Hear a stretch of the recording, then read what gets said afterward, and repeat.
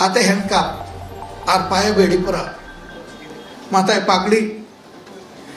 এই উস্তাদ যখন আমাকে বললেন যে আপনি কি আমার হাতে এটা প্রথম দিন পেয়েছি, তারা বুক ফুলে দাপিয়ে বেড়াতো বাংলাদেশের রাজপথে।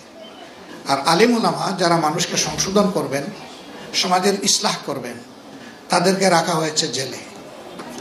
আমি সর্বশেষ গ্রেপ্তার হয়েছিলাম 2022 সালের 12 ডিসেম্বর রাত্রে 1:15টার সময়।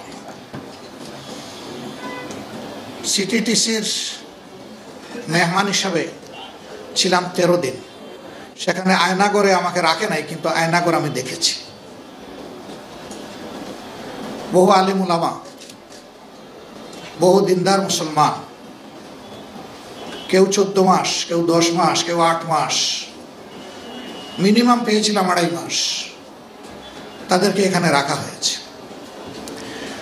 তারা জানে না তারা কোথায় আছে, তারা জানে না তাদের আপনজনরা বেঁচে আছে কিনা, আর তাদের আপনজন জানে না যে ইনারা বেঁচে আছে কিনা। মুখ ফুটে কথা বলার কোনো সুযোগ ছিল না, চোখের ইশারায় কথা বলতো, হাত তুলে এরকম একে অন্যের জন্য দোয়া চাইত। এরকম একটা শ্বাসরুদ্ধকর পরিবেশ ছিল, বিশেষ করে উলামায়ে কেরামের জন্য। এখানে আলিয়া আর কৌমের কোনো বাস বিচার ছিল না। যিনি ইলমে দ্বীনের খেদমতে থাকবেন, যারই পছন্দ হয়নি তারই ঠিকানা এরকম হবে। 13 দিনের পরে কোর্টে আবার নেওয়া হলো, কিন্তু আদালতে তোলা হলো না। যে গাড়িতে আমাকে নেওয়া হয়েছিল, মনে হয়েছে যে দুর্দর্শ কোনো সন্ত্রাসীকে গ্রেপ্তার করা হয়েছে।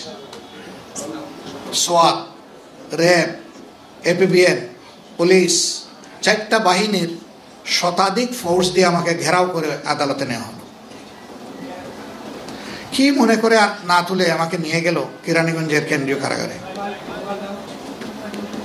5 দিন সেখানে থাকার পরে আমাকে স্থানান্তর করা হলো কাশিমপুর হাই সিকিউরিটি নামে যে জেলটার কথা আপনারা শুনেন, বাংলাদেশের নিকৃষ্টতম দুনিয়ার ছোট্ট জাহান্নামে। এর চাইতে খারাপ কোনো জেল বাংলাদেশে নাই। নেওয়ার সময় গাড়িতে আমরা 38 জন মানুষ ছিলাম। আমাকে পছন্দ হয় নাই কি কারণে আমি জানি না, আমি ছাড়া বাকি সকলের হাতে হ্যান্ডকাপ, পায়ে বেড়ি। এর মধ্যে কয়েকজন বিজ্ঞ বয়স্ক আলেমও ছিলেন।